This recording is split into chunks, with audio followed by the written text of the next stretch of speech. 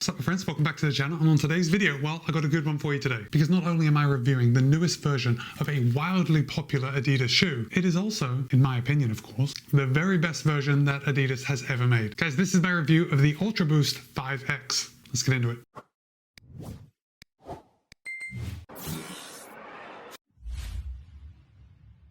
Alright, let's get started with those disclosures. Adidas was good enough to send me this pair of the Ultra Boost 5X for the purpose of review. However, they haven't told me what to say, they don't have any editorial privileges, and all the thoughts and opinions are my own. With that said, you can pick up a pair of the Ultra Boost 5X for $180. Of course, I'll place links in the show notes below in case you want to pick up a pair for yourself. Okay, before we get into the Ultra Boost 5X, you should know that Adidas has released two versions. We have the Ultra Boost 5, which I don't have, and the Ultra Boost 5X. Now, ultimately, the only difference between the 5 and the 5X is that the 5 has that exterior cage. If you've ever run in an Ultra Boost before now, you'll know what that cage is. But if not, I do have the Ultra Boost Lite right here. See this? We have this external cage that you can probably see I can stick my finger in and get between the upper and the actual cage. Now, the external cage was just to provide a little structure to the upper and give you a good midfoot lockdown. But there are other ways to get that midfoot lockdown, and it adds a lot of weight to the shoe. So, in order to stay with tradition, Adidas has the Ultra Boost 5, which has that traditional cage on the outside, and then we have a little streamlined 5X. And the Ultra Boost 5X actually weighs 17 grams less than the Ultra Boost 5. So keep that in mind when you're deciding which one to buy. If you're primarily going to use the Ultra Boost 5 or 5X for running, my suggestion is you go with the 5X. And that's what I have been testing. Well, let's get into some specs. The Adidas Ultra Boost 5X has 38 in the heel, 28 in the forefoot for a 10mm drop. Adidas claims that in the US men's size 9, the Ultra Boost 5X will tip the scale at 9.7 ounces or 275 grams. However, in my size, a US men's size 13, it tips the scale at 12 ounces even or 340 grams. And my friends, I gotta tell you, that weight is amazing. And you know, it was only last year with the release of the Ultra Boost Lite that I said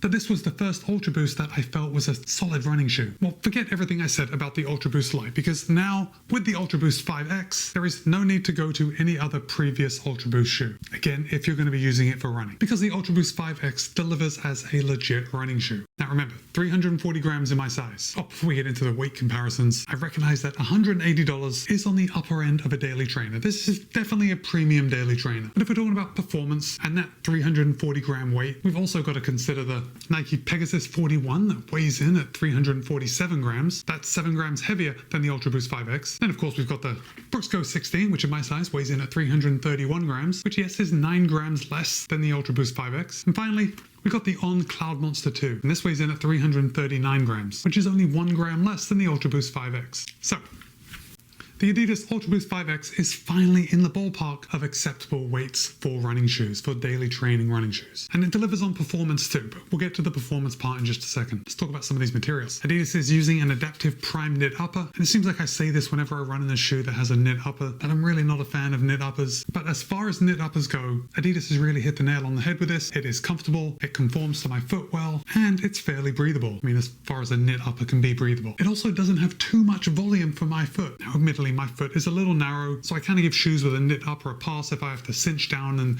there starts to get a little bit of buckling in the middle, but I didn't have that with this prime knit upper. The 5X fit my foot like a gem. I mean, maybe these eyelet chains were just a little closer together than whatever the designers intended, but to me it looked okay and it felt even better. Let me hold this up so you can see this heel collar. Now, this is something I really like, because Adidas hasn't overdone it with the heel collar padding. In fact, it's fairly minimal. We've got two little bolsters on each side of the heel, and I didn't realize how small this padding was until I actually took it off and looked at it. But just these two little bolsters, one on the medial, one on the lateral side, they lock my heel in really good. Got a nice heel flare here, and then you're noticing this here on the back, which is the Adidas molded heel support. So rather than have an internal heel counter like a lot of shoes do, Adidas has chosen to go with these two supportive pieces, one on the lateral, one on the medial side, and then we've left the center of the heel with nothing in it. So there's no rigidity in the back. I can push it in and just feel this padding back here. And guys, I've got to say, it works really well. I got a great lockdown in the 5X. Absolutely no complaints about fit. We got the 3-stripe logo on both sides, some reinforcement coming around the toe box, and then of course the eyelet chain. These are heavily reinforced on both sides. And now that I'm actually looking at how heavily reinforced this eyelet chain is, I'm seeing where Adidas can drop a little weight next year. Now of course, being a one-piece prime knit upper, the tongue is not going to be gusseted only because there is is no tongue really, it's all one piece of knit. So because of that, the Adidas Ultra Boost 5X is going to fit like a sock, a very comfortable sock. And this year, I'm really here for it. Okay, so let's come down to the midsole, because like most shoes, this is where the magic happens. And although Boost has been around for a long time, well, actually, I shouldn't say that. Light Boost has only been around 1 year, but still, whatever you call it, it's the same formulation of Boost. Last year, Adidas came out with Light Boost, so they just made it a little lighter, but it's the same TPU beaded compound. But this year, Adidas has figured out how to put more air in between the beads. And by doing that, they have made the most responsive Boost foam ever. And look, I know that sounds a little sensational saying it's the most responsive Boost foam ever. Guys, this is not Lightstrike Pro, it's Boost. But this is also a daily trainer and not a race day shoe. And the cushioning and protectiveness that comes from this Boost is more than adequate.